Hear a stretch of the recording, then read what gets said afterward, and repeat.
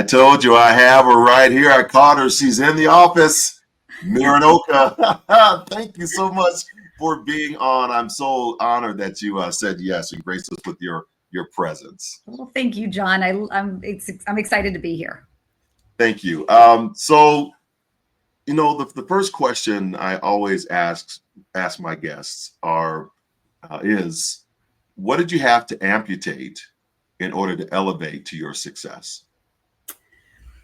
Well, it's a great question. It's a really great question. I think I had to realize that it's not all about me.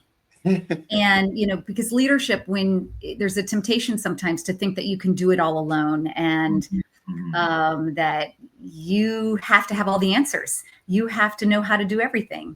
And I think that was the kind of leader I was at the beginning.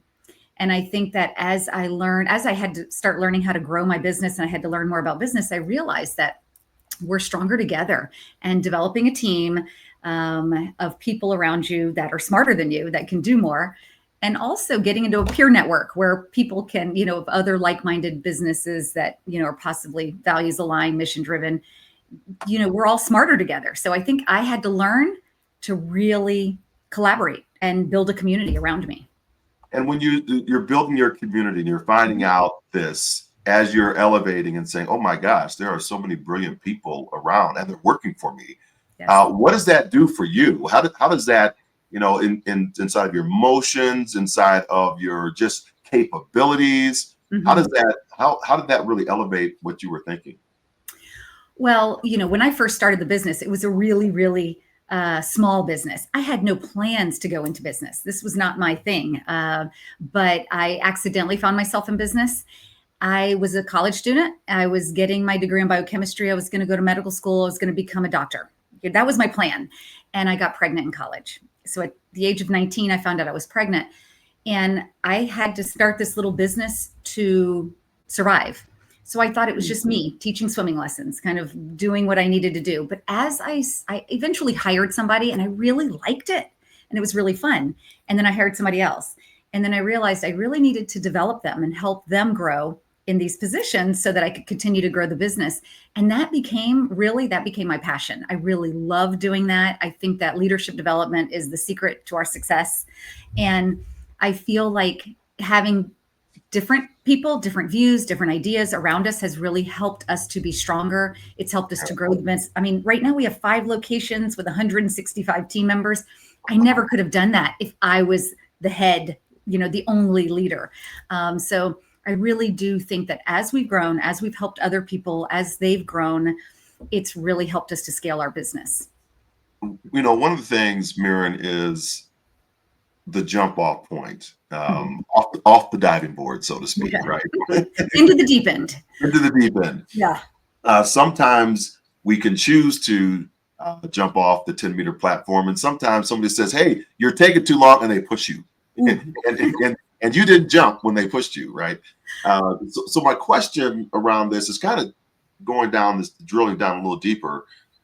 Sometimes leaders, they hold on too tightly to what it is that they're trying to expand and to grow. What is it that caused you, or what you see in other leaders, to have them make that jump, to have them make that leap, to say, I have to release the reins to other individuals who can help me expand? What have you found that? How have you found that to be true? And then what's the sequence of how to make that happen?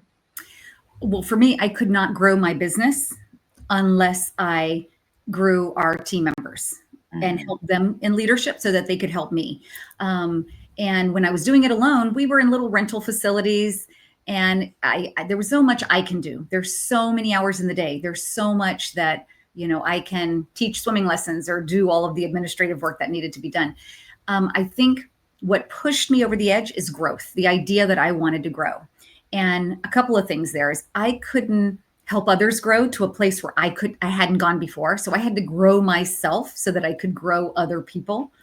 And then I also had to trust my team.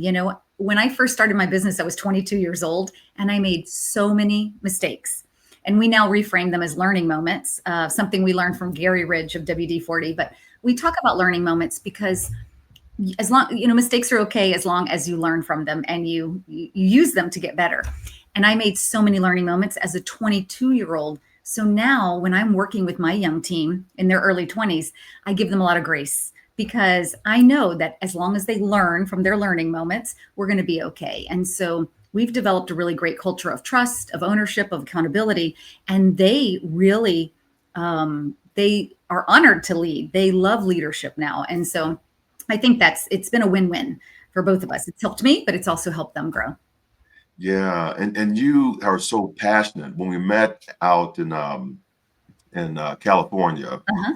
uh, just it was just your passion that came through, not just for you, but it was for your not for your business, but for your team. It Hmm. was the people that are around you and just elevating and really pushing into pouring into them. And I Hmm. think with the side of resilience, that is one of the things that we often will miss. We think that resilience is the bounce back, but it's not. It's also, how we move forward Hmm. with what we have been dealt and what we have been given. And transitioning, you did something that, transitioning Aquatics into an employee ownership trust was a Hmm. significant move. So I want to, talk about what that means from the traditional of what most people do into an ownership of employee ownership, and then what challenges did you face during that process that you now say, yeah, I think I can help other people do this. Oh, absolutely. Well, we're super excited. Last year, we did transition the company to 100% employee ownership through an employee ownership trust. Um, we celebrated our 30-year anniversary last year. Mm. But when I hit about 25 years in business, that's when I really started thinking about what is next for this business? What is going to happen? And we were actively approached by private equity. And I saw some of the things that I knew if we went in that direction, maybe the business would have changed. The culture might not have stayed the same. All of the social and environmental responsibility things might not have stayed with the company. So I really wanted to get it into the hands of the team members who had built this company and who were the most passionate about it. So before we decided to transition to employee ownership, we started working on them to be ready to be employee owners. So Mm. we did a lot of personal financial literacy.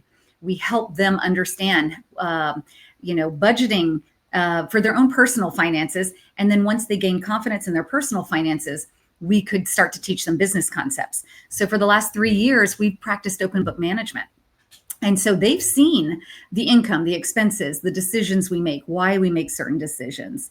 And that has been really great. It's helped them be accountable. It's helped them help us make decisions that are in the best interest of the company and in the best interest of the team members. And then we have also given them a lot of opportunities to help us make decisions, to give us input, to give us feedback on certain things. So when we actually transitioned last year, it wasn't a complete shock. It's not a light switch that you turn on and suddenly everybody starts to feel like an owner when you transition to ownership. You have to build in that culture before. So our own it culture that we have at Oak Aquatics has really helped us to have a really successful transition to employee ownership. When you're going down the culture path and culture and influence, I would say, you're achieving a B Corporation certification. So, hey, I want you to Mhm. talk about what that means, so you can Sure. explain it to those in my audience that may not know what that is. And then it signifies a deep commitment to social and environmental standards. Mhm. But how has this certification really influenced Oak Aquatics' internal culture and its influence with inside the broader community? Well, I work with a lot of 16 to 25-year-olds. We have all ages from 16 to 82. But the people that really do come to work in a swim school, a lot of them are in that 16 to 25-year-olds. And they want to make a difference in the world. They want to make their dent in the universe, to use the Steve Jobs quote. We teach swimming and we provide life-saving skills to children and families, and that is huge. And that's really important work. But we also wanted it to be about social and environmental. We wanted them to feel like the work that they do really matters. So we started doing all of these initiatives to make us more responsible as a company. And when we found B Corp certification in 2016, we thought this would be a great way to measure our impact. So we started working. We actually took the assessment then. We didn't score very as high as we thought we would have done. So we used that tool, the B Impact Assessment, to get better. And it gave us ideas of how we could have a workforce, how we could provide more benefits for our workforce, how we could be a more socially and environmentally responsible company. And we did get certification, and our team members are super proud to work for a certified B Corporation. So there are about 10,000 in the world, and certified B Corps stand for the highest standards of social and environmental performance, public transparency, and legal accountability. And they focus on a triple bottom line of people, planet, and profit. So it's not just profit. And they want to use business as a force for good. So when you see the B on anything that you're buying, you're voting with your dollars for the kind of company you want to see out in the world. And so we really, we talk about it all the time. We educate our community about it. We educate our team members. So our team members are super proud to work for a certified B Corporation. They stay longer with us. Because they stay longer with us, our customers are really happy. Because our customers are really happy, they stay longer. And that helps our bottom line be much happier and healthier. So it's a win-win-win. It seems that I'm smiling because I see so many corporations now that are kind of ditching the model of employee first, and they are their profit. They're going after profits instead of making sure that their employees are taken care of, so the employees can take care of the customer, and the customer can then take care of the bottom line, right?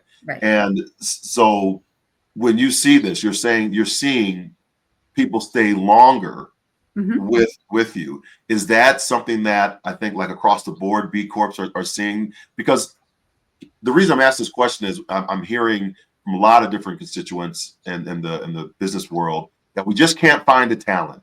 Talent's not out. The talent won't stay. The talent's jumping. They're not loyal and all these things. But I've often found that they are loyal. They just not loyal to you because you don't have a standard, a value system that's there that they want to be loyal to. Have you found that true, or have you found that kind of straddling like both sides of the fence on that? What would you say? We have definitely found that to be true. And I think that there are a couple of things that you said that, companies that choose to not treat their team members well, it's short-term gain. Maybe if they're doing layoffs or they're going to make profit in the short term, but that's not long-term thinking. We're thinking long-term. We want to be here for a long time, and we want our team members to be happy and satisfied and fulfilled and stay longer. And we have found that by the work that we do, and by all of these extra initiatives, and by being the company, the mission-driven, values-aligned company, we are able to keep them. But that's all anecdotal, like how it happens at Oak Aquatics. But you can see a ton of research out there now by Forbes, Columbia Business School, McKinsey & Company, and they're all reporting that consumers are voting with their wallets.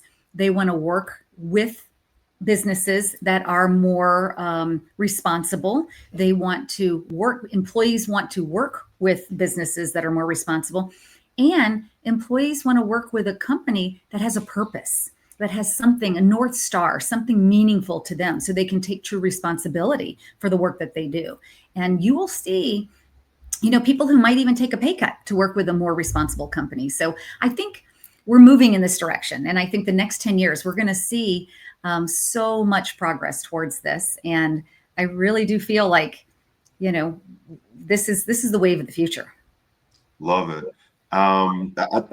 I am seeing that, and it was great to be around so many organizations out in California that were all committed to being a B Corp. And if you all are looking at Miren, and behind her, she has a B is up above her. I think it's her right shoulder. Yes. So you can tell that she's at a corporation in that space. So going to have you wave your magic wand here and help leaders that are in high stakes transitions, those that are facing challenges, change. I mean, you're in a high stakes transition. You got a baby coming on the way. You're 19 years old. What do I do? And you start building. building aquatics from a backyard swim lesson to a multi-location swim school, it Uh-huh. required navigating numerous high-stakes transitions. Can you share a pivotal moment in the journey and the strategies that you employed to manage it successfully? Well, so when I started the business 31 years ago in Miami, Miami was a different place. It was a different community. There weren't a lot of women in business in where I saw in the circles that I was in. So that was an interesting situation that I found myself in. And it was, I just had to be out there. I had to keep putting one foot in front of the other. You just have to keep going. It is different now. I don't think we're 100% there, but I do think that we have made huge progress in that regard. And it just required getting up, doing the work, putting one foot in front of the other, and just keep going. And, really the most important thing for me as I was growing the business was to have a strong purpose, because on the days when I wasn't feeling, getting up and doing this, purpose pulls you through it, and it gives you the fuel to persevere when the days are really challenging, or when, the work is overwhelming. It really does help you. So I'm very lucky. I have a really amazing purpose. We save lives by the work that we do. But I think that every company can have a strong purpose, whether it's in the work they do or in the outcomes that their work creates. If you're a company that has really great profits, but you're giving, your profits to a certain organization, or if you're doing something like that, you can build purpose into your work. And that really does help you to continue on and to keep going. I want to come back to how you are building, how you continue to drive the mission on the purpose inside inside of the company. But first, I have to go back because you said keep putting one foot in front of the other. So that's one of my favorite movies, animations. Year Without a Santa Claus. Put one foot in front of the other. That was one of my favorite songs. And then I'm an amputee, so I only have one foot, so that's called hop. Yeah. Okay. You're absolutely right. Yep. How have you kept the purpose? And I want to go kind of unpack that just a little bit, because I don't think people understand water safety and how many and why it's such a life saving. I think it seems so obvious, but it's not. Right. And because so many people still, they pass away in swimming pools or backyards or even in the lakes and the waters. So talk about how you are combating that with your purpose. So, unfortunately, drowning is the leading cause of accidental death in children ages 1 to 4 in the United States. That's crazy, because it is something that is 100% preventable. But research from the National Institutes of Health have reported that children who participate in formal swimming lessons are 88% less likely to be involved in a drowning. So that shows right there, we're nearing our 3 millionth swimming lesson taught. Wow. Yes. So 3 million is a huge number, but it also represents, it's not just swimming lessons. It represents lives saved, and it represents the power of our purpose and the work that we do. So we talk about it all the time with our team members. We talk about it all the time with our community. But our purpose actually is not just about teaching swimming. So our purpose statement is we want to make a positive difference for our team, our families, our community, and the planet. And our team is their employees. We call them team members. But by making a positive difference to our families, we're making them safer around the water. But the other part of our mission is to our team members, where we want to grow them under a framework of environmental and social responsibility, so that we can grow the business in a sustainable way and we can make a bigger impact in the world. And they know that, and they feel that, and we live that every day. So we're always working on how can we grow the business, but in a responsible way. So we have all sorts of environmental initiatives that we do. We do community cleanups. We have solar panels on our roof. We do beach cleanups. We have a community garden. We provide a lot of scholarships for children in underserved communities. So we do a lot of these different programs, and they get really excited about that, So it's really the swimming lessons, but also all of the extra work that we do. Well, I love all the extra work and everything that comes around, because that does build community. And you have these these young folks primarily, a lot of them that are working for you and the Yes. demographics you shared. And you also shared, when we were talking a little bit early on the show, is that how they inspire you. Yes. And so help us understand how these kids are inspiring you that built the whole thing, and you're Mhm. providing them jobs, but they're really inspiring you. Well, they're just so excited. When they come to work, especially we hire so many people in their first job. And when someone comes with their first job, they're so excited. And we have this opportunity to help them. We help them grow as a person. We help them grow as an employee, how to punch in and punch out and how to do all those things that you have to learn, but also how to navigate the world of work and what it means and how to have a strong purpose and how to take pride in their work and to have to have ownership in their work. And ownership is an abstract concept to most of the people who come to work with us, but we talk about it all the time, and we want to foster it, and we want to help them see that this is an important life skill as much as it is a work skill.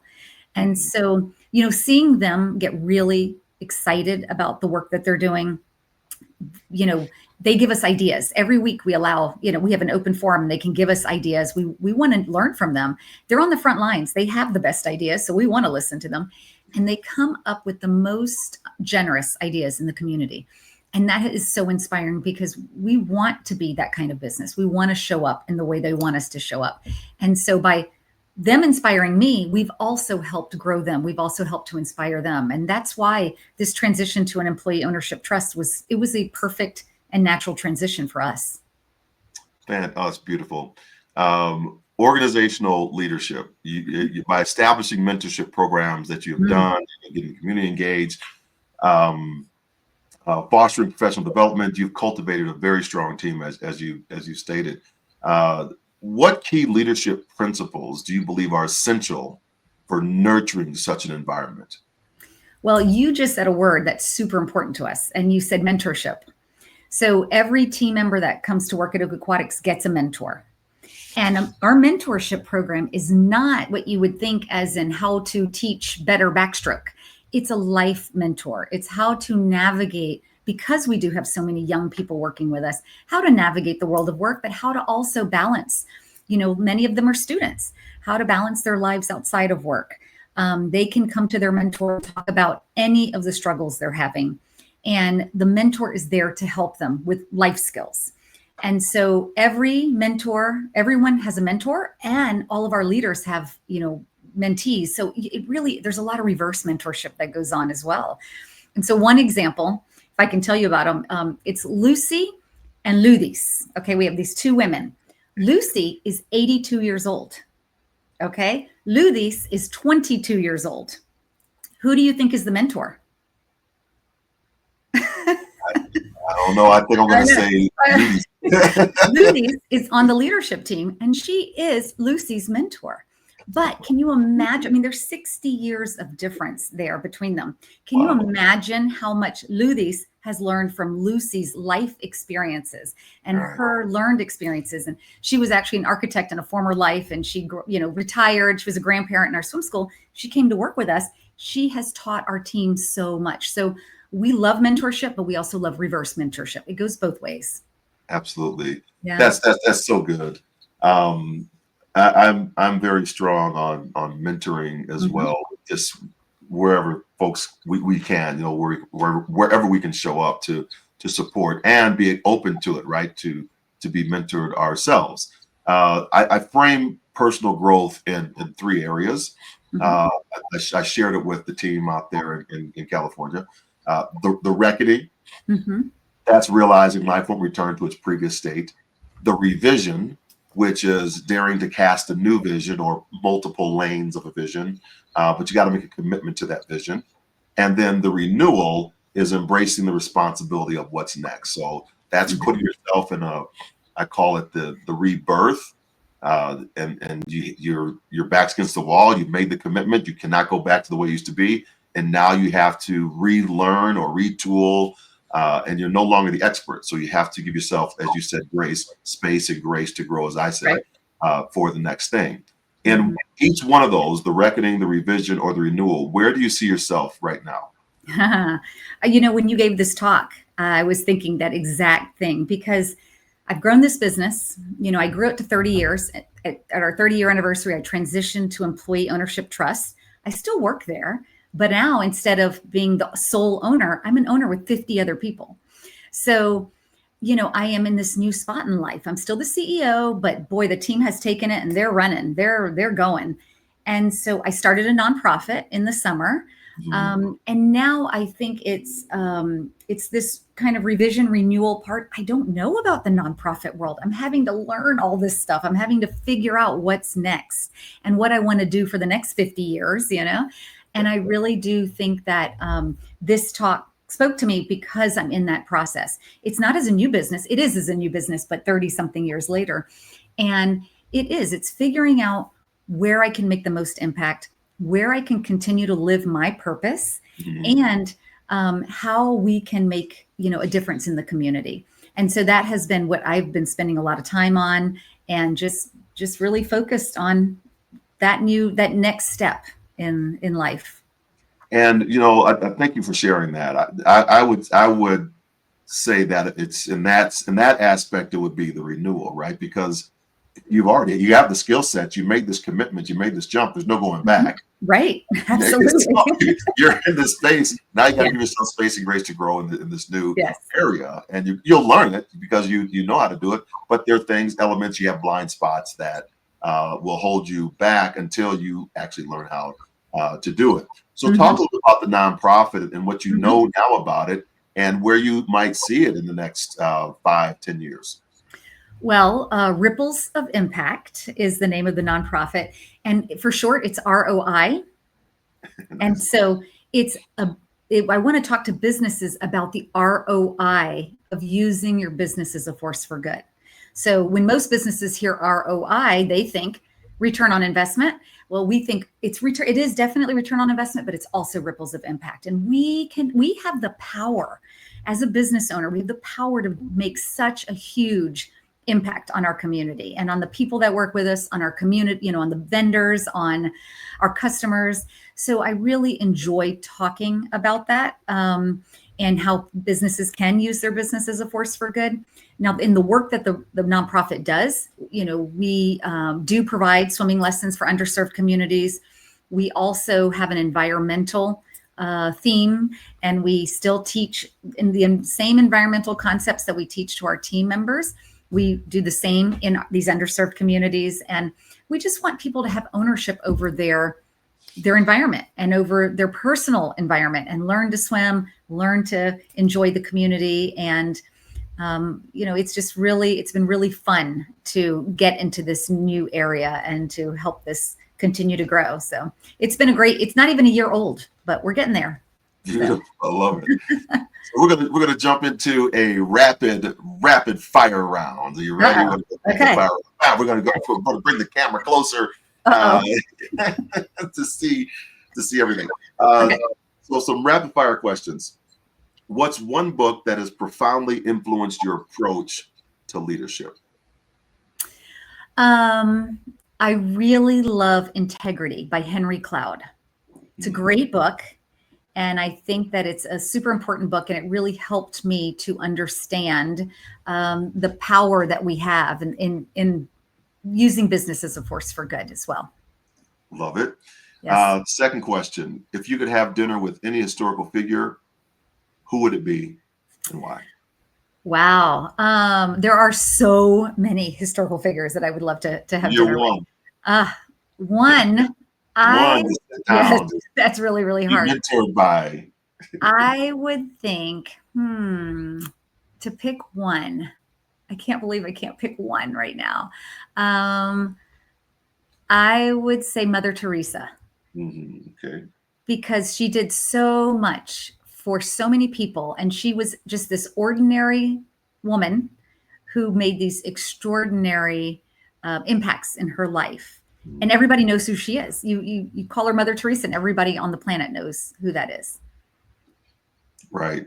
I got thought about that, and it's a good thought. Number 3, what's a personal habit that you believe contributes most to your success? Routine. So I'm a very routine person.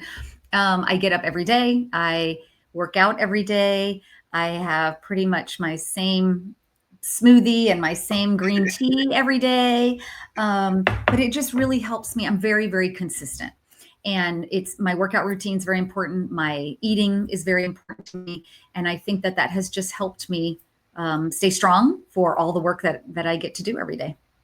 I love it. There we go. Those three amazing questions. What would you like to leave for the most part? Is there a mantra, anything that you would share with an executive CEO facing high stakes transitions in this moment to help them navigate and move forward? Is there something that you would offer to us who are trying to just make the business run? Okay, this is so. Do you know the starfish story? Yes. Yes. Okay. So that's really something very important to me. So in case your viewers haven't heard this before, there are two children. They're walking on the beach, and the high tide has come in, and it has brought all these starfish, and they're all laying on the beach, and they're just baking in the sun. And it's low tide now. They're never going to make it back to the water, and they're not going to survive. And one of the little girls runs up and picks up a starfish and throws it into the water. And she runs over to another one. She picks it up and throws it into the water. And her friend says, "What are you trying to do?" And she says, "I'm trying to save the starfish." And her friend looks at her and says, "There are too many. You can't make a difference." And the little girl picks up a starfish, throws it into the water, and says, "I made a difference to that one." And then she picks up another one and she throws it into the water and she says, "I made a difference to that one." I think in the business world, in life, we see all the challenges. We see the politics of everything going on right now, and we can get overwhelmed and we can say, "I just can't make a difference. I can't do it." And we can make a difference one person at a time, one team member at a time, one customer at a time. And that's what we have to focus. That's where we have to focus all of our energy. Because if we do that, we create these amazing ripples of impact that lead to far more than we could possibly imagine. That's So, beautiful. Yeah, it's a great analogy. And when I was thinking about Mother Teresa, and you were sharing mhm, that, I was talking with another friend of mine, and we were talking about the less than 1%. If we can just focus on the less than 1% of mhm, what we do best and mhm, really hone in on that, we mhm. can make tremendous impact in our lives. Absolutely. We don't Absolutely. need just the big enchilada and doing that. We're gonna have Right. to. I have enjoyed this conversation with you, Miren. Thank you so much for gracing us with your time and your presence. How do people get a hold of you? Well, I am on LinkedIn and I'm also on Instagram. And that's how you spell my name. And that's what's on LinkedIn. And then also maybe looking at Oak Aquatics because it's also on Instagram. And we do a lot of great work and a lot of fun things and for businesses, but also, personally. And then Ripples of Impact is new and getting out there. So look up ripplesofimpact.org. We encourage people to follow our story and see where this leads. Please follow her story. What an amazing conversation that we had. We'll end the show right here, and I want to thank my guest Miren Oka for being on with us today. And so we'll be back with another episode right after we do the closing credits and everything, and we'll talk to you soon.